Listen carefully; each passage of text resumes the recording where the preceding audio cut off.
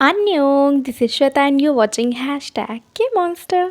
आज का episode start करने से पहले मैं शाउट आउट देना चाहूँगी शकील और ममता राज को, जिन्होंने चैनल सब्सक्राइब करके मुझे और मेरे वीडियो बनाने में लगी मेहनत को अपना सपोर्ट दिया। Thank you so much guys and keep supporting me. Last episode में हमने देखा कि रेन और थाइम का बीच बचाव करते करते गोरिया थाइम पर गिर जाती है और एक्सीडेंटली उसे किस कर लेती है। इस बात से गोरिया काफ़ी फ्रस्ट्रेटेड फील कर रही है। ऊपर से ये सब रेन के सामने ही होना था क्या। दूसरी तरफ थाइम भी बिल्कुल अलग फील कर रहा है। अब उसे लगने लगा है कि गोरिया उसे पसंद करती है और उसके सामने बस दिखावा करती है। केविन और एमजे भी उसकी मौज लेने से बाज नहीं आ रहे। वो दोनों थाइम से एक बार फिर रेन से जाकर बात करने को कहते हैं। आफ्टर ऑल वो दोस्त है थाइम का।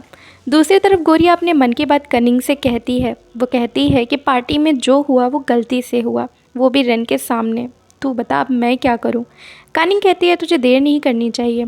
तुझे भी पता है तू रेन के लिए क्या फ़ील करती है। एटलीस्ट तेरी फीलिंग्स का उसे पता होना चाहिए।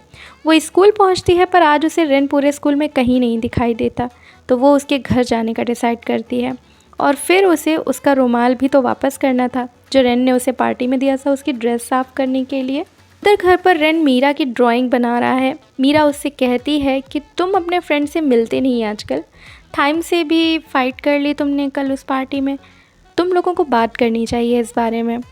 रेन इस बारे में बात नहीं करना चाहता और मीरा से उसके फ्यूचर प्लान्स के बारे में पूछने लगता है, क्योंकि अब तो उसके पास सब कुछ है। वो कहता है तुम जो भी करोगी मैं हमेशा तुम्हें सपोर्ट करूँगा और साथ दूंगा। एक तरह से रेन मीरा को प्रपोज़ कर रहा है, पर मीरा उसे बताती है कि उसका जो फ्यूचर प्लान है वहाँ शायद रेन उसके साथ खड़ा ना रह सके, क्योंकि वो फ्रांस जाकर वहाँ के गरीबों के लिए सोशल वर्क करना चाहती है। रेन मीरा की ये बात सुनकर उससे नाराज़ होकर वहाँ से जाने लगता है। वो समझ गया है कि मीरा थाईलैंड छोड़कर जाने वाली है।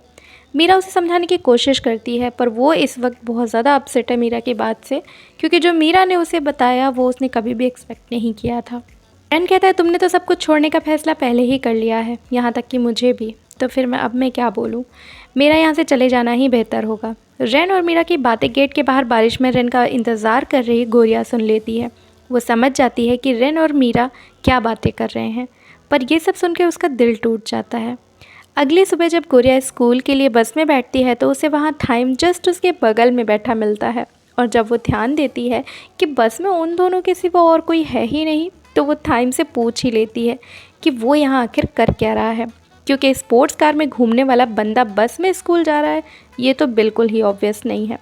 थाइम कहता है इसमें इतना क्या गलत है, बस से ट्रैवल करना तो एक आम बात है।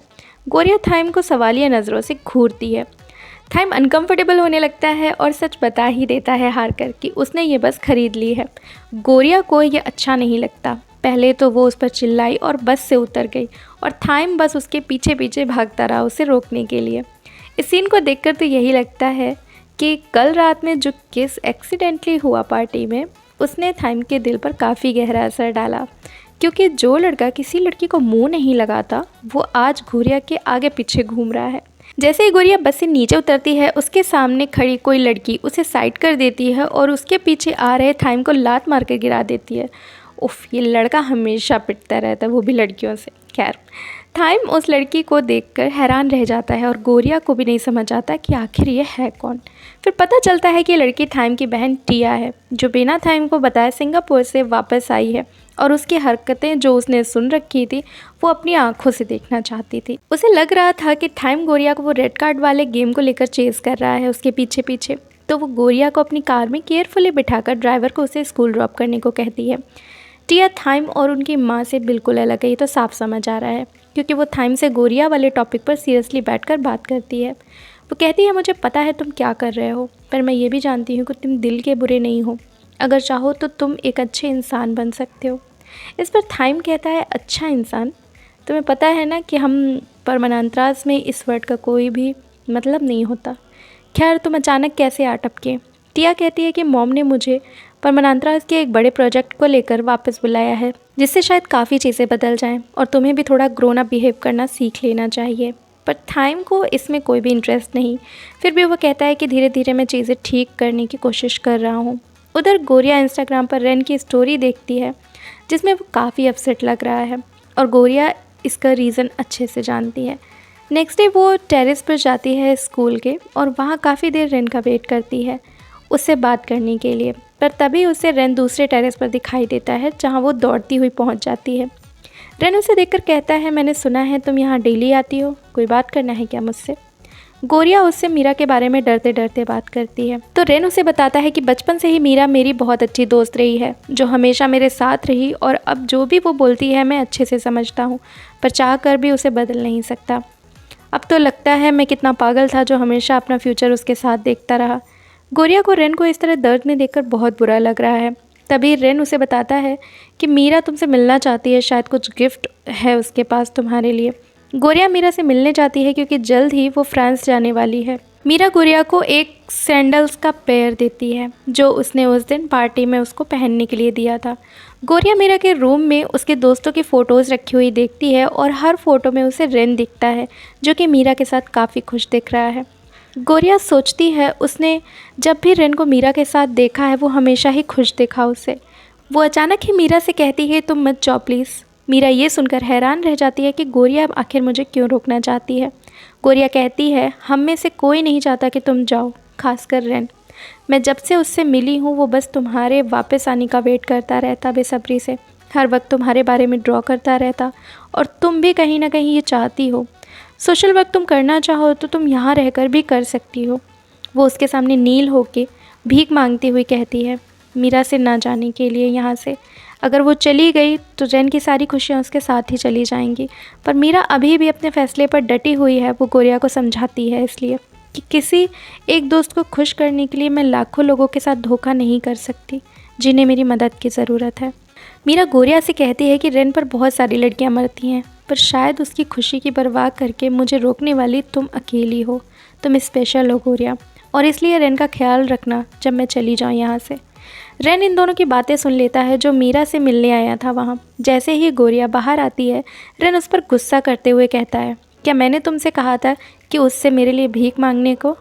क्या तुमने ये सोचा है कि इन सब चीज़ों से उसे कैसा फ़ील हो रहा होगा? गोरिया कहती है, तुम्हें उसकी फ़िक्र है बस, और तुम्हारा क्या?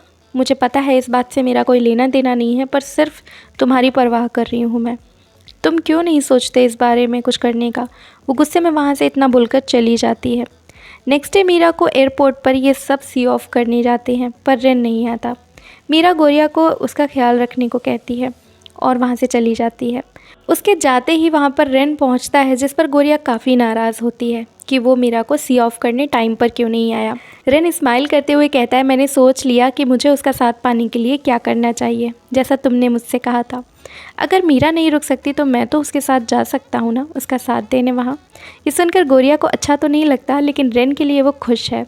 जब वो जाने लगता है तो थाइम उससे बहुत सारा झगड़ा करता है और सारी चीज़ें सॉर्ट आउट कर लेता है उसके साथ, और रेन मीरा के साथ उसी फ्लाइट से फ्रांस चला जाता है।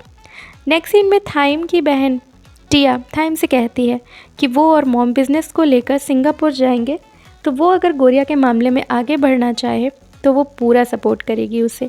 हालांकि मॉम इस चीज़ को कभी अप्रूव नहीं करेंगी। थाइम पूछता है, तो तुम बताओ मुझे क्या करना चाहिए उसके नज़दीक जाने के लिए? टिया कहती है, जहाँ तक मैं उसे समझ पाई हूँ उसे फालतू बातें और टाइम वेस्ट करना बिल्कुल पसंद नहीं, इसलिए टेक्स्ट और कॉल में टाइम वेस्ट ना करते हुए तुम उसे सीधा डेट पर लेकर जाओ। नेक्स्ट डे गोरिया कैफेटेरिया में हिना के साथ लंच करते हुए बताती है कि वो कल एयरपोर्ट F4 के साथ मीरा को बाय बोलने गई थी। इस पर हिना शॉक्ड सी रह जाती है। वो पूछती है, तो क्या तुम मीरा और F4 से इतनी क्लोज आ गई हो? पर इससे गोरिया इनकार करती है और हिना से कहती है कि सिर्फ वही उसकी अच्छी दोस्त है और कोई नहीं। तभी कैफेटेरिया के टीवी पर थाइम गोरिया को क्लॉक टावर पर मिलने बुलाता है सैटरडे को। हिना पूछती है, वो तुम्हें डेट पर आने का बोल रहा है क्या? गोरिया कहती है, पागल हो गई हो, उसे तो मुझे बस बुली करने का बहाना चाहिए और कुछ नहीं। सैटरडे को गोरिया कानिंग के साथ अपना ख़राब फ़ोन ठीक कराने क्लॉक टावर जाती है। कानिंग अपने लिए कुछ सामान लेने के लिए एक शॉप में जाती है जहाँ टीवी पर भी थाइम का इंटरव्यू ही आ रहा होता है, और गोरिया को उसकी डेट वाली बात याद आ जाती है। कानिंग से वो कहती है कि उसे बहुत ज़्यादा भूख लग रही है, तो वो कुछ खाने के लिए लेकर आती है। वो जस्ट चेक करने बाहर निकलती है कि क्या क्लॉक टावर पर सच में थाइम उसका वेट कर रहा है। वो बाहर निकलते ही देखती है कि ज़ोरों की बारिश हो रही है। वो छाता लेकर भागते हुए जाती है कि तभी उसकी नज़र सामने बारिश में खड़े भीग रहे थाइम पर पड़ती है और बूम, यहाँ ख़त्म होता है एपिसोड 3। जल्द लेकर आऊँगी एपिसोड 4 भी। So this is for today guys. फिर मिलेंगे नेक्स्ट वीडियो में जल्द ही, तब तक के लिए सारंगे। अन्यों।